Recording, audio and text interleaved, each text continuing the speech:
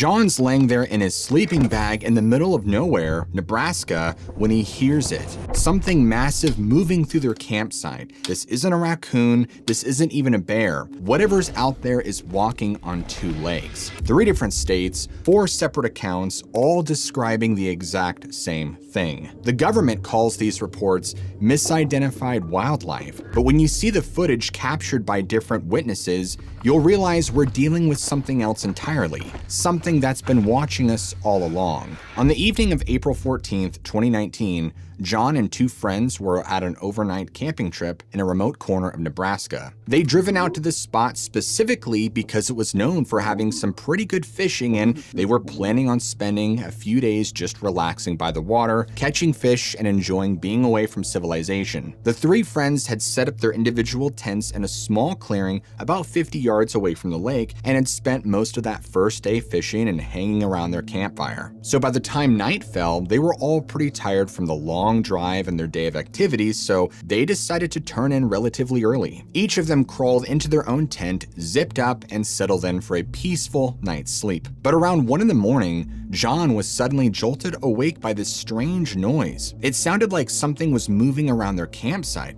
And at first, he was kind of groggy and disoriented, but as he lay there listening, he could tell that whatever was out there was big, and I mean really big. The way it was moving through their camp and knocking things around, stepping on stuff, this wasn't just a raccoon or a possum. It had to be something of substantial size. He's laying there in his sleeping bag, and he's just thinking that this has got to be a bear. I mean, northern Nebraska has bears, and they're out in the middle of nowhere. They're near water, and they've been fishing all day, right? Those are perfect circumstances to draw on a bear. But even as he's convincing himself of this, he's starting to feel really uneasy because the sounds that he's hearing, these grunting, growling noises, don't quite match any bear he's ever heard, or any other animal for that matter. Pretty soon, the noises are loud enough that they wake up the other 2 friends in their tents too, and so now all 3 of them are lying in their separate shelters wide awake, listening to this large animal shuffling around their campsite. And of course, they're all thinking the same thing, right? It's got to be a bear, but there's just things that aren't adding up. This goes on for like 20 or 30 minutes, and then suddenly it just stops entirely, and they can't hear any more sounds. And so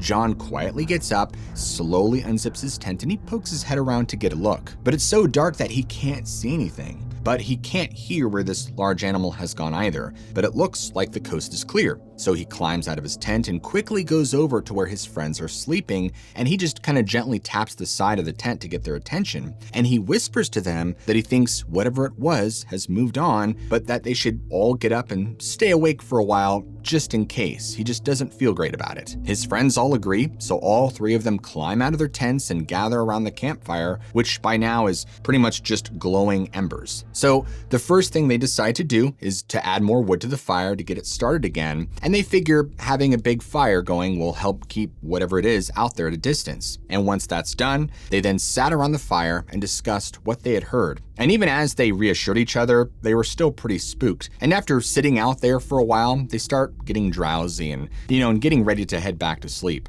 And suddenly, from off to the left, there's this incredible noise. And I'm talking extremely loud, like a massive tree falling over. All 3 of them spin around toward the sound, but they can't see a thing beyond the light of the fire. And all 3 of them hear movement in the brush, maybe 30 or 40 feet away from them. And suddenly they hear this deep, angry growl coming from the darkness. Whatever it came from was intentionally keeping away from the light of the fire, like it didn't want to be seen. All 3 of them realized that the animal that this growl came out of did not sound at all like a bear. It was so much deeper and throatier. And so completely petrified by this, one of the friends runs back into his tent, grabs his handgun. I mean, he wasn't messing around. It was a welcome sight by all. They realized pretty quickly that they would need a lot more than a measly 9mm to survive, because from not far away comes a long howling noise. But this one is much more powerful than any normal howl. Thinking quickly, they start immediately building up their fire even more and just throwing as much wood on they can to just get it big and bright and roaring, and they grab their powered lanterns and they turn them all on, placing them strategically around the perimeter of the camp just to try and create this dome of light. Not only do they want to stay safe in the light, but they want to be able to get enough light cast out that they can see whatever this thing is if it does decide to come any closer. But despite all the light that they've created, their stalker doesn't seem discouraged. They could still hear it moving around out there, just circling back and forth. And sometimes it would be on one side, and then moments later, they'd hear it on the complete opposite side without ever hearing it go around. It was clearly stalking them and testing their defenses, maybe waiting for the right opportunity. Realizing this, John and his unarmed friend grab some thick tree limbs to use as clubs. They then form a small circle around their fire with their backs to it so they could be ready in case they were to be ambushed. This entire time, they don't see any movement or anything in the dark. Toby, one of the friends who's holding a large branch, suddenly freezes as he's looking off to his right. Now, John immediately notices and asks if he's okay, but Toby doesn't answer right away. And John realizes that whatever Toby is looking at is now just beyond the reach of the fire. And a moment later, Toby finally seems to snap out of it, and he turns to his friends and just tells them there's something right there. But he's struggling because his voice is shaky and he's very scared. He tells what he thinks it might be, but none of his friends have a clue what on earth he's talking about. It was very obvious he was struggling to find the words to describe what he saw. However, none of them believed what he suggested. But Toby was incredibly insistent and was like, guys, I know what it is we're dealing with here. It's the only thing that makes sense. And as soon as he said this, he realized that the thing off to his right wasn't there anymore. And then came the grunting sounds, and the growling and the howling, still extremely close by. And in fact, John later recounted that these sounds were so strange that it kind of sounded like whatever this animal was trying to communicate with them.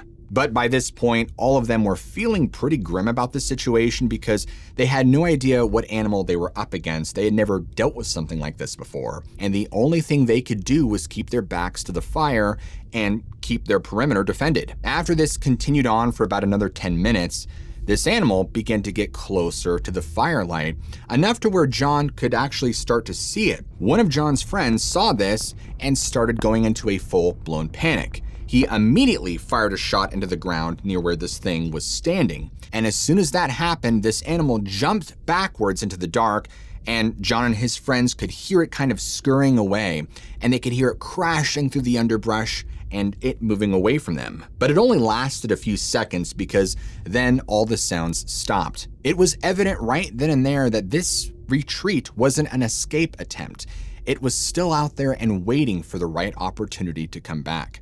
They weighed their options and kicked the idea around of leaving right then and there, but the idea that this unknown predator could be very close frightened them. With very limited light, it would be like walking into a death trap, and they realized their best course of action would just be to keep an eye out, make it through the night, and once they had daylight on their side and they could see, then they would leave. So of course, it's no surprise that sleep did not come, but they took all the proper precautions. They kept their fire built up as high as they possibly could, their guns at the ready, and sure enough, whatever animal this was came back and continued prowling around. And sometimes when they listened really closely, they could hear it coming so close that they could hear its breathing, like it was watching their every movement, just waiting for the right moment to strike. In what felt like a night of living hell, dawn finally came. Now, with the sun shining brightly, there were no strange noises or sounds or any evidence that this large animal was nearby,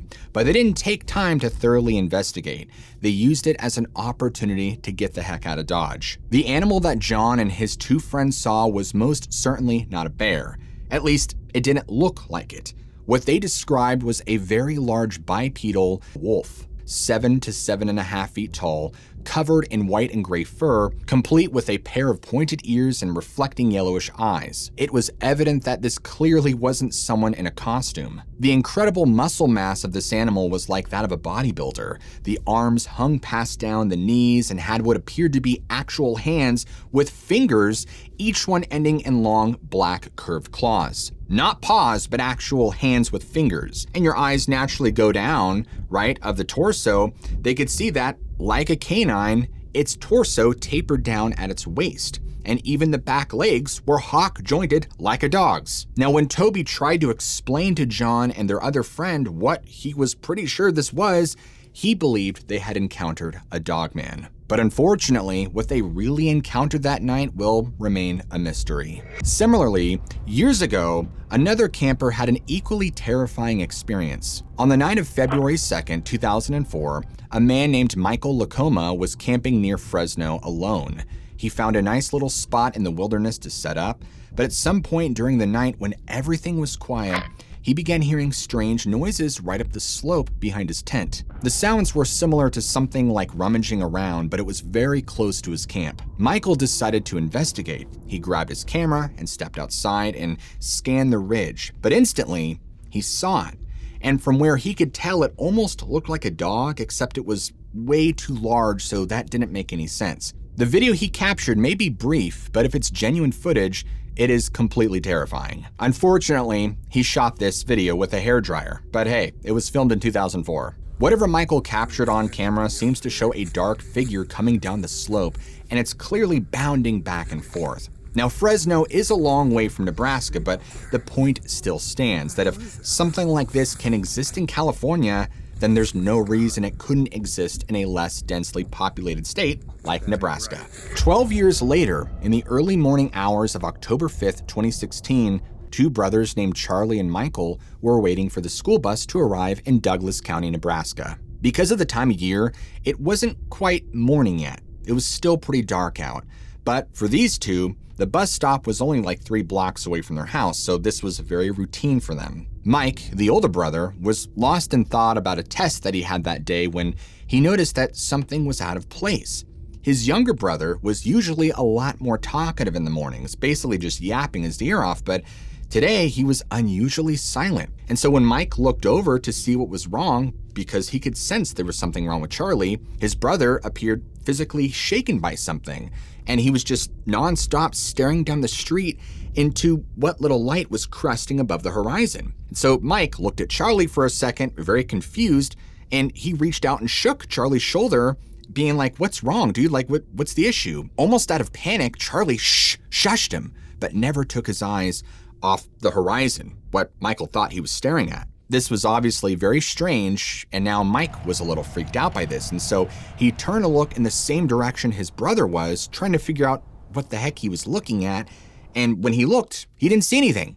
So he's like, okay, my brother's either playing a trick on me or something, but right as he's getting ready to turn to face his brother and call him out for pulling a prank, he sees movement about 100 yards down the road, right at the edge of the tree line where there are streetlights. He's still very confused as to why his brother's acting paranoid about a deer over here. And so he starts to focus on the spot, and he's squinting to try and make out what kind of deer it is. And he's convinced it's probably a big, large buck or something. But as Mike continued to watch, he started to see more and more movement, and he realized that what they were watching was not a deer. Whatever animal this was actually on 2 legs and was very large.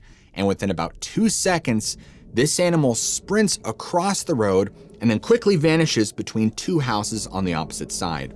Just like that, it's gone. And both brothers were just completely terrified by what they saw. They didn't really say anything to each other. I mean, what was there to say?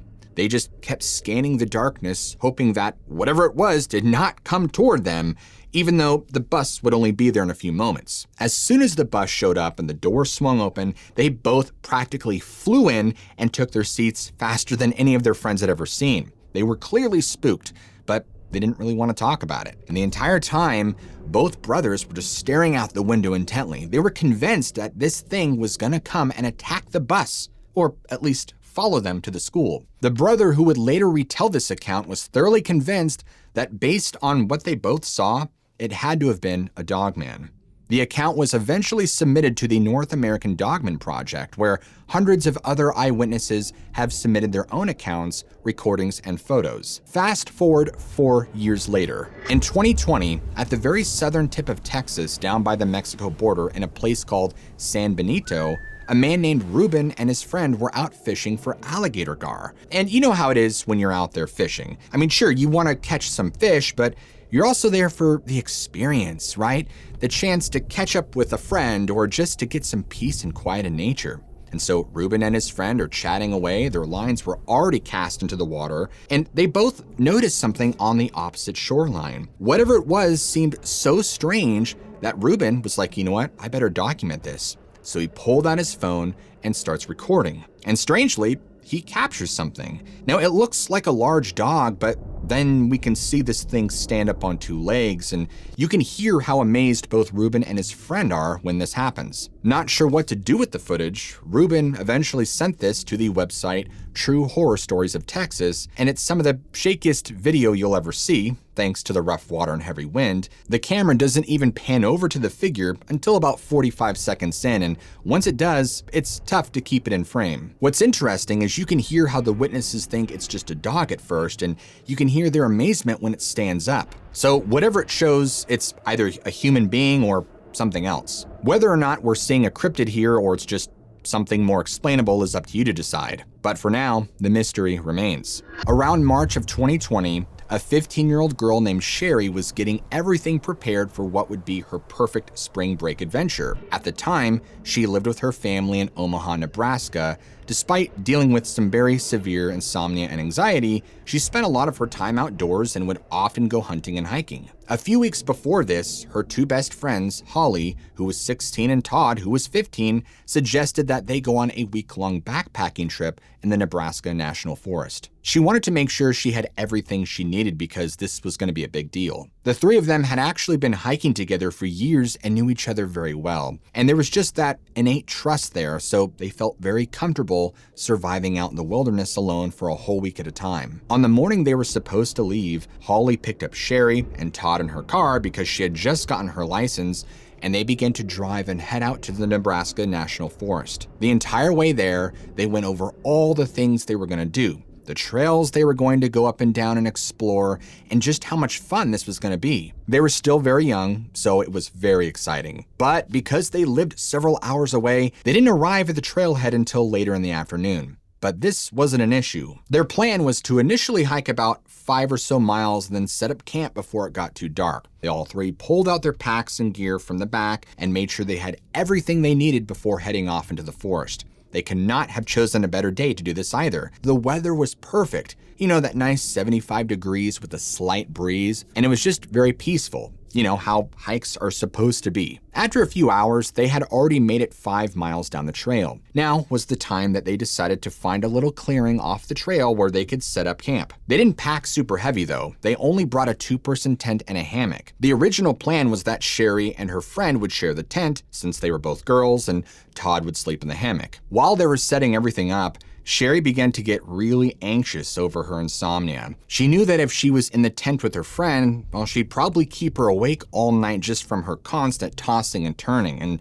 since Sherry was a good friend, she didn't really want to keep her up on the very first night of their trip.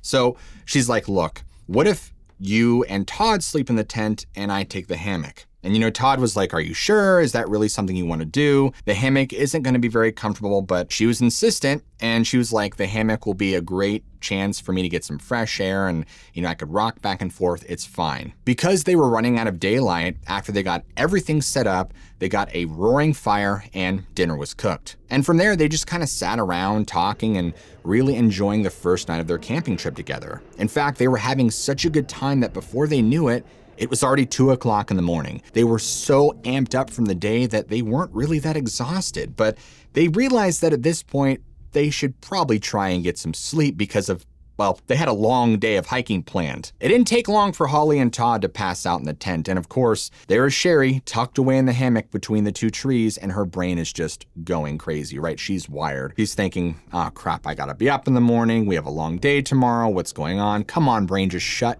down. After laying there thinking that for a while, she's like, well, okay, what if I just lay here and I just look up at the stars and maybe enjoy the swaying back and forth? Maybe that'll relax me. So she did that for about 10 or so minutes, but that wasn't working. So she's like, you know what? If I'm gonna be awake, I might as well be productive. Very carefully and quietly, she gets out of the hammock, goes over to the fire. She's like, well, maybe I should build it up a little more and kind of just, you know, keep it going. She throws a couple of logs on just to kind of keep it low and slow. And she kind of just stood there for a moment, really enjoying the warmth. She's trying to do everything she can to help tire her brain out and just put her body into sleep mode. She decides that she needs to go back over to the hammock to lay down once and for all, and she is going to go to sleep no matter what. So as she's climbing back in, she notices something.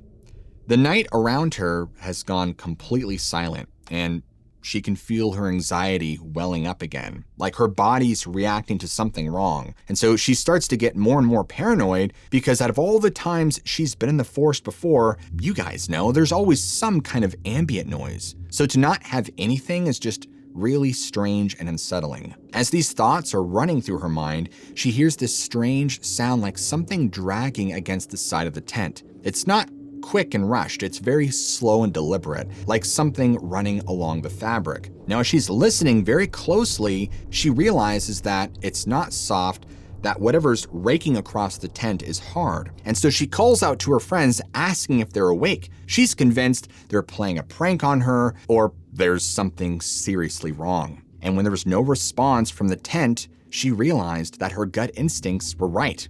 It took nearly all of her to keep from going into a full-blown panic. The dragging sounds had stopped, and she thought that maybe she had just imagined it. But no sooner had she thought that when something hard jabbed the bottom of her hammock. And immediately, her whole body tenses, her hand darts out toward her headlamp, which is hanging on the side of the hammock. And she grabs it, clicks it on, and when she does that, when that beam of light shoots out into the dark, she sees this large, hairy person standing over her, freakishly tall, like 8 or so feet, and is clearly standing on 2 legs, staring down at her. In the light of her headlamp, she could see that this thing's eyes are red and that the features of the face are both wolf and human. And it's got pointed ears like they've been damaged or twisted, and these massive gnarled teeth and claws. This thing looked like a killing machine. Naturally, she just starts screaming as loud as she can. She is completely terrified. And when she does this animal also makes a noise that kind of somewhere between a scream and a howl. And it's so loud and visceral that Sherry was convinced that she would pass out from the fear alone. Now, off to her left, she hears Todd and them start screaming, "What the heck is that?" And so she looks over and sees that both of them are now out of the tent, still half asleep, but are clearly scared from the spectacle that's happening right outside. In response to this animal jumps straight up into the tree, grabs right up above Sherry's hammock, and with crazy agility starts climbing limb after limb, pulling itself further up the trunk into the canopy. And in seconds, she's able to see more details about its appearance. And she saw that it had gray silverish fur, and then it had this kind of black mane that ran along this weird hump between its shoulders and its back. They're all 3 screaming, and so Sherry jumps up, she doesn't have her shoes on, and all 3 of them run as fast as they can back toward the trail. Now keep in mind that they're like 4 to 5 miles away from their vehicle, so this isn't just a quick, brisk walk back to the car, but they're so overcome with fear and adrenaline and the will to survive that they don't care. They can hear noises in the branches above them, and although they're not sure if that thing was following them, they're convinced it's hunting them. Through a feat of adrenaline and fear, they managed to make it all the way back to their vehicle, and it's unclear if they had a light with them. I assume they did, but they obviously left and drove all the way back to Omaha right then and there. Even though they were beyond exhausted from this ordeal, they were so amped up on adrenaline that they had to contact the authorities about what they saw and experienced. And then they realized, well, we can't really tell them what we saw. We just need to say that we had an emergency. I mean, we have to get our equipment back. Neither of them really wanted to go back and do it. So the next day, they got a hold of a park ranger and they explained to them where they were at, the exact coordinates and what they were doing. And they just explained that they had an emergency in the middle of the night and had to abandon everything. If this ranger could go and retrieve their belongings, well, that'd be great. The ranger on the other end was basically like, yeah, sure, no problem. He took down the location, told them that they would go check it out. And as it turns out, they actually got a call back from this ranger later that day, and he was very upset. And after going to the exact coordinates given, there was nothing there. In fact, there was no sign that anyone had ever camped there. He went off on them, saying that these kids were lying and trying to make up a story for attention. It's something that Sherry hopes she never sees again. The following encounter was filmed by a woman who's also a researcher and live streamer. Months ago, she decided to explore a new undisclosed location, a dense patch of woods known for its strange sounds. Initially, her plan was just to stay the night, but she ended up capturing some very disturbing footage during her stream. On the evening of September 25th, she had driven her SUV up this old logging trail to explore somewhere new. She quickly set up a small camp, cooked some food just to kind of get some scent in the air, and even played some animal calls from her speaker, hoping that she would get some activity, or at least a response of some kind. And for the first hour or so, she didn't get anything, and it seemed like this was just going to be a dead-end investigation. But not too long later, the woods started to come alive, and this is when she decided to start the live stream and explain to her viewers what was going on. She started walking down a narrow path that led deeper into the woods. The only light she really had was her flashlight. And then she spots something.